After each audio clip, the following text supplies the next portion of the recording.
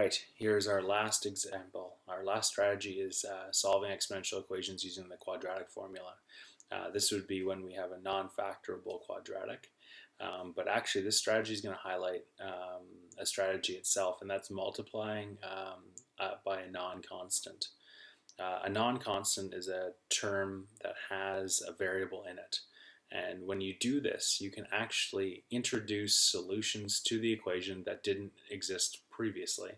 And those are called extraneous roots or extra solutions. The way you combat that is at the very end, you check your solutions or your roots back in the original equation before you multiply by the non-constant. And the only ones that will work will be the true solutions for the equation. You may have a solution that when you plug it in doesn't work, and that actually is the extraneous root, and we reject it at the end as an invalid solution. So why do we multiply by a non-constant? In this specific example, we multiply by a non-constant. Sorry, it's going to take me a second here to write this. Multiply by a non-constant. And in this case, we're going to multiply by 2 to the exponent x. And the reason we do it is we multiply by a non-constant 2 to the exponent x to remove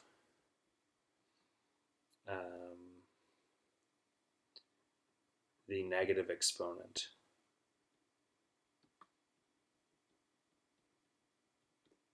So in this case, we have a term with a negative exponent. If we multiply by this non-constant 2 to the exponent x, when we multiply 2 to the exponent x by 2 to the exponent negative x, something happens. So I'm going to show you here off to the side. If we take 2 to the exponent x and multiply it by 2 to the exponent x, we would use our power rule of multiplication and add those exponents.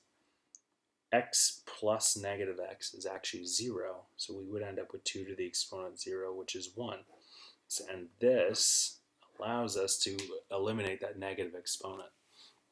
It actually increases the order of each of the terms by 1. So this first term, 2 to the exponent x, is going to become actually 2 to the exponent x squared, and this constant term 4 is now going to have a variable in it as well when it multiplies by 2 to the exponent x.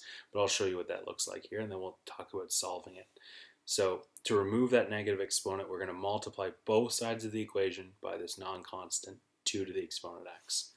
So our left side is going to look like 2 to the exponent x times 2 to the exponent x minus 2 to the exponent negative x. And our right side is going to look like 2 to the exponent x times 4. So we've taken both the left side and the right side and multiplied it by 2 to the exponent x. What happens when we do that? Well, on our left side, 2 to the exponent x times 2 to the exponent x is 2 to the exponent x squared. And we already saw what happens here when we multiply 2 to the exponent x by 2 to the exponent negative x, we get 1. But in this case, since it's negative 2 to the exponent negative x, we actually get negative 1. And on the right side, 2 to the exponent x times 4, I'm going to write this as 4 2 to the exponent x. I'm going to take one step here. I'm going to write all my terms on one side, because if we're solving, we're trying to get 0 on one side, and our left side here would say 2 to the exponent x squared minus 4 times 2 to the exponent x minus 1. And if you can see it here, we now have a quadratic. If you can't, variable substitution will help you out. So let's say I'm going to choose a new letter here. I'm not going to choose A because we're going to use the quadratic formula, and that's when we use an A, B, and C. So I'll use a Y. Let Y equal 2 to the exponent x. So I'm going to replace 2 to the exponent x with Y. So we get y squared minus 4y minus 1 equals 0. And if we were trying to factor this, we'd say what multiplies to negative 1 and adds to negative 4? And actually nothing does. Well, that's not true. Something does, but nothing with whole numbers, nothing that's easy for us to find by inspection. So we can use the quadratic formula. And the way we use the quadratic formula, use quadratic formula. We need A, B, and C, which are the coefficients on the x squared, x, and constant term. We're not using x here, we're using y, and A would be the term in front of y squared, which is 1. B would be the term in front of y, which is -4, not term, coefficient. And C would be the constant term, -1. And now we can use the quadratic formula. So I'm just going to move over here.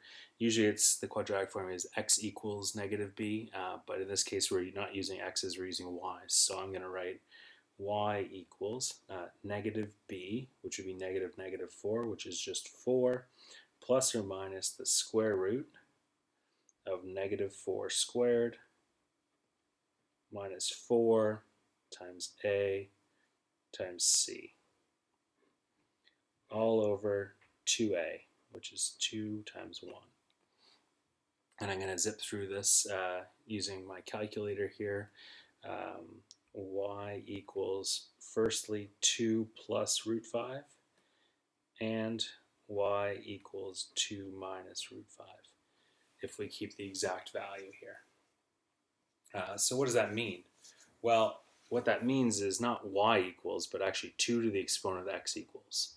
So we've got two little mini equations here. We've got 2 to the exponent of x equals 2 plus root 5, and 2 to the exponent of x equals 2 plus, not plus, 2 minus root 5.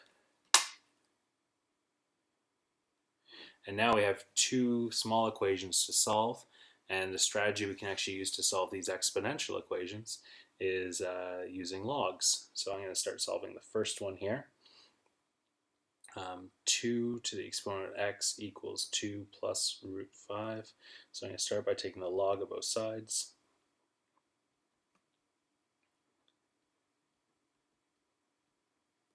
And I'm going to use my power rule for logarithms and bring that exponent in front, x times log 2,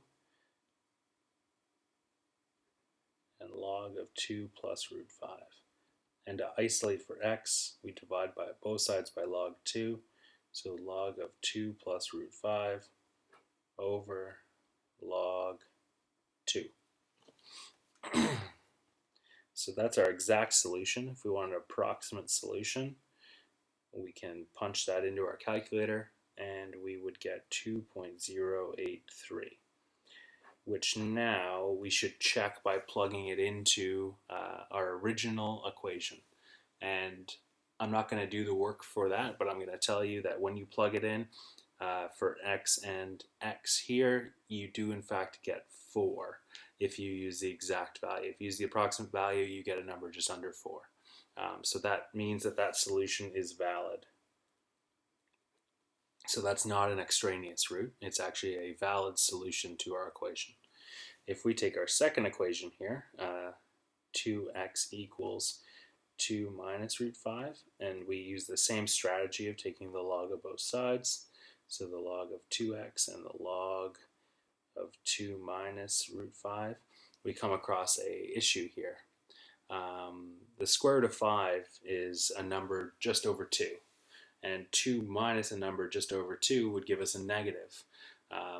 In the domain of the common logarithm, the domain is that x must be greater than 0.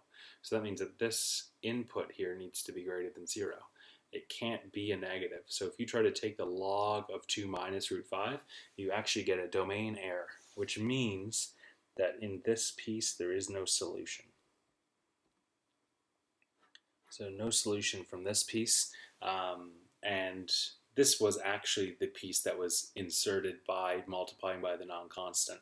So it didn't actually give us a root in this case, it gave us a no solution. So there was no harm to our actual example here. We still got the one solution that we should have. Okay, so there was no need to check the second one for being an extraneous root because there was in fact no solution. But we did check our original and it did work. Or I guess you have to take my word for it that it worked. But you can check it yourself. So that's solving using the quadratic formula, multiplying by a non-constant, and then using logs to isolate for our solution. There is an example below. I'm going to suggest that you try that example on your own and then check the solution.